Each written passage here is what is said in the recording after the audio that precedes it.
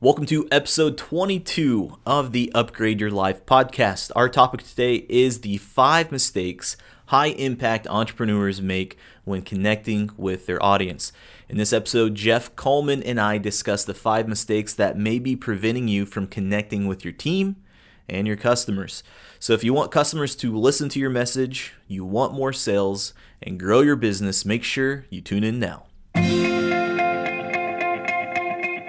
So the big question is, how do ambitious people like us, who grew up listening to the old advice of go to school, work hard for 40 years, and retire when you're old, create a life today that is meaningful, abundant, healthy, and brings joy, while also leading a life that is productive and full of achievement? That is the question, and this is the podcast that will help give you the answers that you're searching for. My name is Del Denny, and welcome to the Upgrade Your Life podcast.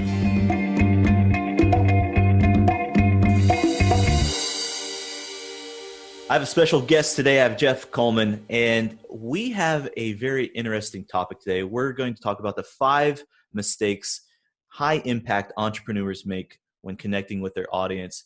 Geoff, welcome to the Upgrade Your Life podcast. Oh, so good to be here. Thanks for having me. Now, Geoff, tell us a little bit about yourself, about your expertise, and then we're going to jump into the topic. So who is Geoff? That is a deep question. Who's Geoff? So the super easy answer is, at least in terms of what I do, I guess kind of the focus of our conversation, partners to help with their branding, with their messaging, and most specifically with their copywriting. So not the legal copyright, but the words that they're sending out to their audience, the words they're using in their marketing. That's a lot of what I do professionally. On more of a personal level, I'm fortunate enough to have 4 awesome boys that keep me super busy. Live on an island, which is both. I live on a physical island and probably something of a personal island, but I'm working on that and being more less island-like. But yeah, that's who I am and what I do. Nice. And before we kind of get into, I'm kind of curious about you. You know, you say you do copyright and whatnot. What does that mean for some of our audience listeners this is a new topic? Yeah, so a lot of times when I tell people outside of like the entrepreneurial space or marketing space, when I say that I'm a copywriter, they instantly think that I'm a lawyer who handles trademarks and copyrights. And I have some friends who are trademark and copyright lawyers, but that's not what I do. So what copywriting is essentially writing marketing materials for, it could be for large corporations, it could be for personal brands, it could be for entrepreneurs, but specifically copywriters are trained and trained experts in the art and the science of convincing people to buy your product. So you can totally take that and manipulate people if you want to. If that's your value set, I guess that's what you want to do. There's this one book by a guy named Ray Edwards, How to Write Copy That Sells. And right at the start of the book, in the intro, he says, I'm going to teach you some stuff on how to write in a way that convinces people that you can use for good or you can use for evil. And I hope you're going to use it for good. So basically, yeah, we study the psychology of what makes people buy, mental triggers, things like that, so that we can write copy write words in a voice that's unmistakably that of our client and convince their customers, their clients to purchase their products or services. Love it. It makes me think of in sales and marketing, in my mind, that there's these 2 ideas. You have persuasion and you have coercion. And the same skill sets are usually used for both. In coercion, it's a one-sided deal. It's a one-sided transaction. You look at car, we'll just use that dirty car salesman, right? They sell you a lemon, the bad car. Well, it was only good for one side. But when it's persuasion, that is being able to help someone have an idea and get them to the end line, the finish line, and that helps out both parties. And so a really good person that writes copy understands persuasion. There's no coercion, and there's people out there that have no ethics that might do that. But when you have that value system, like you talked about, copy is important, because how do you persuade? How do you give your message? And we've all seen those emails where there's someone that isn't really good at writing an email, and it's bad and it doesn't get Yeah. that point across, but there's a skill set that you have that helps other people be able to persuade and convey their message. And so that's why I'm really excited to have you on this call. So we're getting into this idea of, 5 big mistakes that high impact entrepreneurs make when trying to connect their audience. Can you tell us about this topic? And, let's just jump right into it. Mm.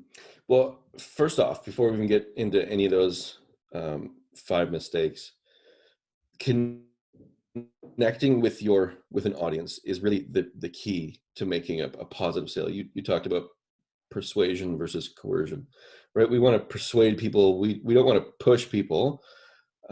We'd rather kind of draw them in towards us. I've got a friend, a colleague who he talks about, we want to be vibrating at the same frequency as our clients, essentially, so that they're drawn into us. So connecting with an audience is really how we make authentic sales. It's really how we make authentic relationships with our customers or clients. And so that's the key to, before anything else.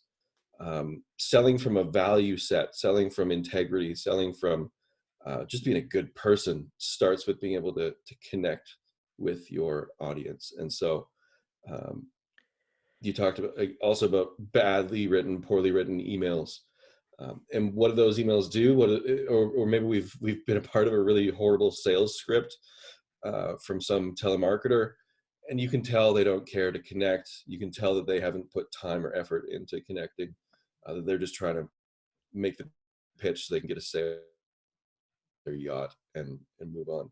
And you have nothing to do with that equation other than your credit card.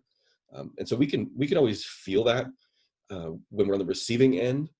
And typically, most times, the person making that pitch, the person on the other end of the call, they know what they're doing too, and that's their value set, and it ends up turning more people off than on, ends up getting them less credit card numbers than persuasive or pulling or drawing people towards you ever would. So yeah, connecting with your audience is the number one most important thing, whether you're a 9-figure brand, corporation, or a 6-figure personal brand. Connecting with your audience is the key to making sales. Absolutely. And as we're talking about entrepreneurs, and there's maybe some listeners that might not be entrepreneurs on this call, still it's important that you understand how to connect with those that you lead, those that you communicate with. Absolutely. Because we can be a great engineer and we can have a plan to build the rocket ship, but if we can't convey our plan and our ideas to other people, we're going to miss the mark. So this communication is so important in this topic right here. So let's jump into it. What are some of the mistakes that people make when trying to connect with their audience? And just I'll get there in one sec. So yeah, if you're an entrepreneur or not, if you're in sales or not, these things are at the core. They're about connecting with people, right? And so whether you use these 5 things in sales or just in relationships, they're valuable either way. So number one, the first mistake that people tend to make when connecting with their audience is that they talk about themselves way too much. They make the assumption that people are interested in their story, when really it's just that I want to tell you my story, right? It's kind of a one-sided conversation. It's actually pretty rare that customers or generally people in conversation care a lot about your story. In the entrepreneurial space, we often talk about founders' stories or the origin story of a company. But think of it like this way: like do you care about the origin story, the founder story of a company like Nike before you buy a pair of shoes? Well, probably not. You might be interested once you become really into that brand or really into that company. You might look up, how they get started. But typically, we don't care about someone else's story, except in how it relates to our story. So, first huge mistake is just that we talk about ourselves way, way, way too much, and that creates a massive disconnect. So how do we overcome that? I know we tend to talk about ourselves. That all we do is think about ourselves. That's the bottom line. Yeah. So how do we overcome that? Yeah, and there's nothing wrong with that. Like we humans are designed to be to care about ourselves, to care about our own story. We're also designed to to work in community and work in cooperation. Um, but mostly we're interested in our story. We're the hero of our own journey, right? And so how do you overcome that? I mean, there's obvious things like asking questions of the other person, not not having pre-thought your answer while they're giving you while they're speaking to you in general. That works again both in relationships and in sales and marketing. But really, if you are telling your story, so if you have this just this insane urge, you have to get it out of you, this story of yours, that's fine. But phrase it and frame it in a way that actually is interesting to your audience. So as you're telling your story, you're relating it to them. You're making it seem like it's your story, but it's actually about them. If you think back to some of your favorite books or movies or plays or TV episodes, uh, when we connect deeply to a story, to the script of that story, to the characters of that story, it's usually because we've identified with one of those characters. We see ourselves in that character. We can remember or empathize with the emotions or the troubles and trials that they're going through. So the same is true again in relationships or in marketing and sales. Of when you're telling your story, make sure that they can see themselves on, and that's how they're going to ask questions about you and your company. Again, not in a coercive way, in a persuasive way. You're drawing them in. You're getting them to think about questions because they want to know more about this story that you're telling. I like that. And if you think that you don't talk about yourself all the time, you do. We all do. Yeah. Yep. All right. Well, what's the next mistake that people make? So the first one is they talked way too much about themselves. The second one is that they haven't spent the time to actually identify their clients' hopes, dreams, values, goals. Those deeper level type of questions about who they're trying to connect with. So lots of times we'll do the work. Entrepreneurs will do the work of identifying an ideal client. And a lot of times that, speaking of talking about ourselves too much and thinking about ourselves all the time, a lot of times our ideal client, when we're an entrepreneur, that ideal client is just a reflection of ourselves. A lot of times it might be, my ideal client might be me 3 years ago, me 5 years ago, right? Me before I discovered X, right? And so we build an ideal client that's based on ourselves and our success and all that. But we still don't ask the deeper questions. We don't do the deep, thoughtful work of actually filling out a complete avatar, a complete persona, whatever you want to label it, of that ideal client. We don't do enough research. So we know maybe the age, we know the gender, we know maybe their occupation or their income. But those are all demographic type of questions. We want to get way down into more of the psychographic, or even beyond that, just into the super deep, thoughtful, personal questions, so that we know who we're talking to, who we're trying to sell to, and at the end of the day, if our product or service is actually going to be a good fit for them. Because again, going out of a value set, selling from values, means that if our product isn't a right fit for them, then we don't want their money, because that would basically just be stealing from them. We know their product isn't going to help them. But we don't know that until we actually ask those deep, deep, deep questions about them. With you and I are both fans of Story Brand. Mm-hmm. We've read it before, and it makes me think of addressing two things: internal fears and external fears. Can you talk a little bit on that? Yeah, sure. So a lot of marketing, is focused at external problems. And this is all part of the Story Brand framework. This isn't my intellectual property or yours. It's Story Brands. But a lot of marketing focuses on external problems. So you have a cut, you need a Band-Aid. That's just an external solution to the problem. Your your grass is too long, you need a lawnmower, or you need to hire someone to cut the lawn. But when marketing just stops at that external, when it doesn't ask the deeper questions, when it doesn't go deeper into the conversation or getting to know the client, when it just stays external, it's far less effective than when it goes to the internal level. So I have a cut, I need a Band-Aid, but maybe that cut, triggers some memory of when I was a kid and got bit by a dog or something. I don't know. But the lawnmower or the landscaping company might be, okay, well, I need my lawn mowed, but it actually makes me feel embarrassed that my lawn is so unkempt, right? So when we market more, when we talk more about that embarrassment level rather than the long grass, it connects deeper. It drives more sales, and it connects to who the story we're telling, the story our clients are telling themselves. That's fascinating. Once I learned that really helped me with marketing and being able to help my clients. And again, you can totally manipulate that. If you know that someone's coming from a place of embarrassment, or shame, or whatever, you can, if you want to, totally flip that and make marketing really manipulative, and make it really cheesy if you don't put the time and effort into making it high quality.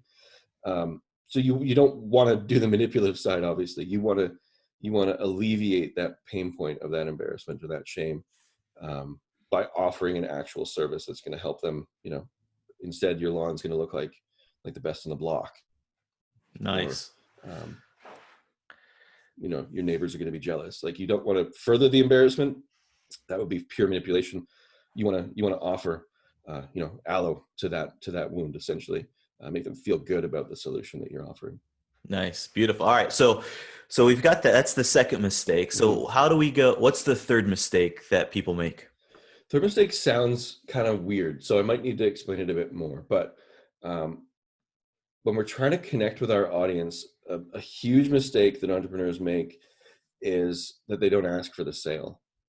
And it seems a bit of an odd statement, but think of it this way. So there's three reasons that we don't ask for a sale. And I've gone through, I identify with each of these three. So I'm not judging or shaming or anything that we go through these three. But the first is that we don't believe in ourselves.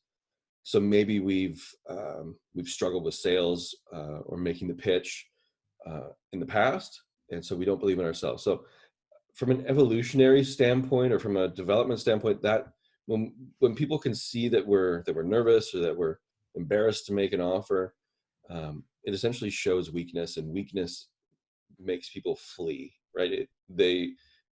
When we don't make a pitch, when we don't make the offer, when we don't offer them our product or service, it even if they don't see it as weakness, it still just kind of turns people off. They just don't feel comfortable, they don't feel right. And so it creates that disconnect. The second one is that kind of the opposite of we don't believe in ourselves, we don't believe in them, which generally just makes us look like a jerk, that they're not good enough for our product or our service. So it shows, whether it's true or not, whether we value this person as a potential customer or not, it just shows that we're not interested in them if we don't make the pitch. And the third one is that we don't believe in our product, which again, if we're not making a sales pitch, if we're not making them an offer, if we're not talking to them about what we have that can improve their lives, then it shows, again, whether it's true or not, it shows that we don't believe in the product that we're actually selling. Instead, you should be so proud, so in love with the product or service that you've created as an entrepreneur, that you feel like you're doing them a disservice if you don't tell them about it, if you don't pitch them on it. Now, of course, you don't want to pitch all the time. You don't want to pitch too early. You don't want to pitch too often. That also builds a massive disconnect. There's something of an art to figuring this stuff out. But based on that, number two, we've done the deep work of knowing who our client is. We'll know that's a great fit for them, and I need to tell them about it. Now, again, you don't do it in a cheesy or salesy or manipulative way, but we connect really deep with our audience when we show them that we know who they are, and we make them that pitch. We ask them for that sale. Beautiful. All right. So we have to ask for the sell. People, Mm-hmm. that's number 3. What's another mistake that people make? This is the hard one.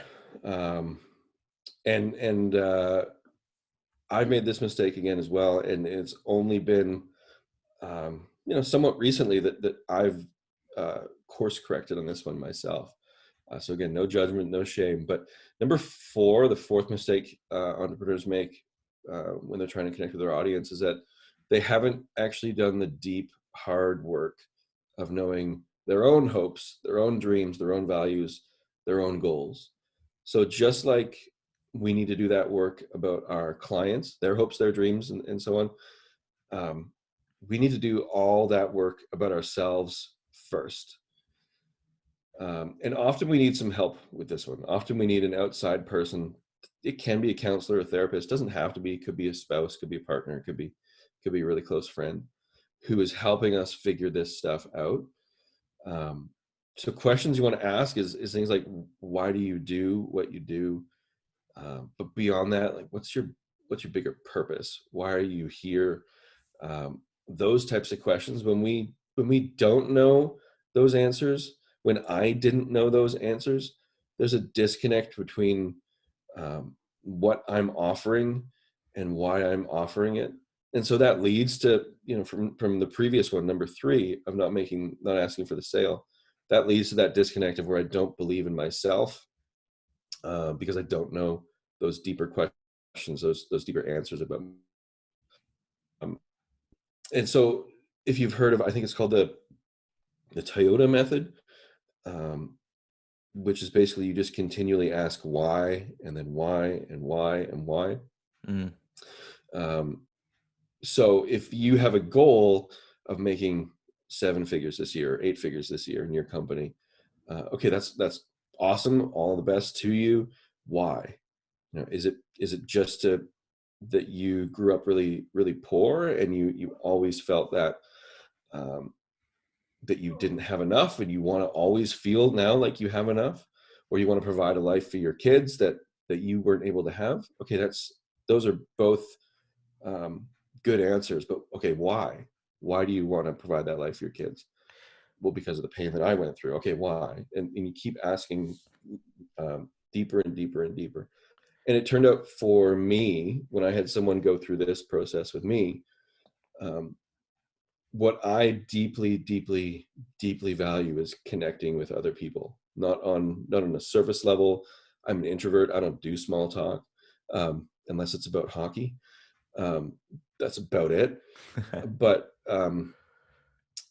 yeah, I deeply value connecting with people. And so when I write, whether it's for myself, for my own audience, or for a client's audience, my goal is to deeply connect, either with my audience or to help them to deeply connect with their audience. And so, if I'm making, if it's a 5-figure, 6-figure contract, whatever, that is irrelevant in as much as I just want to really deeply connect with people. And so now I know this is why I do what I do. And looking back, it's why I did what I did in my career before I became a copywriter, was that purpose of deeply connecting. And so now I'm way better positioned or more able to do what I do, to write copy really well, because I know why I'm doing it. And I know that it's to connect with people. It's not to sell stuff. It's to connect. That's some solid content. That why method is, I learned about that a couple of years ago. I think it is the Toyota method, right? That's where it developed, was Toyota. Yeah. And if I remember right, they ask a series of 5 whys. Mm-hmm. Well, why did the plant break down? Well, it was because the manager was off. Well, why was the manager off? Well, because he didn't have the proper training to his team. Well, why didn't that team member do it? Well, the training was never developed. So really, as we start breaking it down, the problem wasn't that we had a plant that broke down. The problem was we didn't have the proper training manual in place. And so it's a great way to really get on a granular scale of what's the value, what needs to be worked on, what is your why, what really drives you to help out your clients. And so I Yeah. found that's a great exercise to do. Yeah, I mean, and it doesn't always have to go back. Like for me, it went back to some deep-seated childhood issue. I mean, it doesn't have to get to go there, right? It could go like in your example. Oh, we never provided the training to our managers, right? Well, I've seen that from a personal development standpoint. If you take it past 5 questions, if you get to the eighth why, you're going to get to some childhood issues that Yeah, might come out yeah, a little yeah, bit. yeah, Yeah, for yeah, sure. definitely. Yeah. All right. So now that we've developed that why, that why we're doing what we're doing, what's another mistake that people are making out there? Yeah. And so this one ties into my why specifically of my desire to connect with people, my desire to help other people connect with their audience. Um, but number 5 is simply a mistake that people make when they're trying to connect with their audience is that they actually write their own content. They write their own stuff. You talked before about bad emails. Mm-hmm. People can tell when you're rushed and you send something out really quick. People can tell when um, oh, you've looked at your bank account and you can't make payroll this week, so you're going to send out an offer or a pitch email, and it isn't value based, it isn't connecting. It's people can tell that stuff. Your audience can tell. So that's part of it, is that you don't want to be rushed, because then it's really hard to connect with people when you're rushed, when you're just always sending last minute content out. But I hear from entrepreneurs all the time, literally probably every day, that their best way to connect with their audience, the way that they feel they connect with their audience best, is, and so this might sound weird to say that you're disconnecting from your audience if you're writing on your own. So it sounds true, but a lot of times it's actually just that people are using writing content. Entrepreneurs are using the excuse of writing content as a way to delay doing something else or procrastinate on doing what they actually need to get done. Or sometimes it's just that's the habit, that's the routine that they've gotten into. But what it does when you've reached a certain point, and I should say, writing your own content, when you're a 5-figure entrepreneur or solopreneur, if you're a 6-figure company, that you still might be in that phase or that stage where you need to write your own stuff. But beyond that, really taking the time to write your own stuff is disconnecting you from your audience, because it's taking you out of your zone of genius. It's taking you out of your flow, because you have to stop doing what your clients or customers pay you to do and start doing this writing stuff instead. And so, these aren't even my words. A client said this to me of he needs, he has 2 modes where he's in his zone of genius and he's serving his customers really well, but then he has to slip out of that one jet stream and down into the content creation stream instead. And that takes him out of his best space, his genius space, which means he's no longer serving his customers or clients, even though he's writing content to them, but it's not actually serving them because he's not in his zone of genius. Does that make sense? How that taking the time to write your own stuff can actually disconnect you from your audience? It sure does, because I get it. Where we usually have this zone is genius. I love that term, because we have this one thing that we're really, really good at, and that's why we got into business in the first place. And then we have to figure out, how do we communicate that service to other people? And that may not be our forte, so to speak. So that totally makes sense to me. Yeah, and it's like, just you get to a stage in business, you no longer do your own bookkeeping, right? That's pretty early on. You get to another stage in business, you hire a VA, or you bring in some other staff member to help with a few of the tasks. But often that content creation is the last piece, because it's that procrastination excuse, or because people don't want to train someone else to write in their voice to connect with their audience. And again, it's just an excuse to hold on to that content piece. Whereas someone who's trained in their expertise is in copywriting, what we know how to do really well is to write in your voice. We research, we read through tons of your stuff, pick up on your on your patterns, on your grammar usage, on your what terms or phrases you like or don't like. We find that stuff out so that your audience doesn't even know that you're not writing the stuff anymore. They still think it's you. Mm. And it's the ideas are still coming from your head. You just brain dump them on someone else like me, and then we take it and run with it and write your stuff so that you can better serve your audience by staying in your zone of genius, and doing what you're an expert at. So when I'm thinking about this, I'm thinking about how most entrepreneurs get into business, and let's just make up a hypothetical situation. Let's say, uh, we have Ashley, and Ashley is a great pie maker. She makes the best pies; they're so delicious, and all her friends are telling her she needs to get in the business and sell these pies, and so she does. And she starts growing this business, and of course, she wants to get on social media and start, promoting her business. But then she realizes, hey, I'm really good at making pies. I don't know if I should do this social media stuff. When should people start looking for someone like you?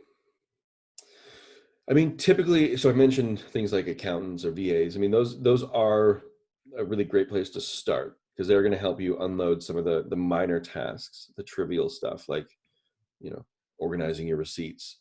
And, a lot of the clients that I work with, they have VAs who are booking their flights or their hotel rooms or organizing their schedule. Those are important things. But basically, when you're at that mid six figure, at least my client type of solopreneurs and digital entrepreneurs, when you're at that mid six figure and above, even at about 20 grand a month, of income, you can start looking for help on a regular basis. Before that, there's still opportunity for a one-off project or someone to build out your sales funnel or write out an email campaign just as a one-off. Those are helpful for entrepreneurs too.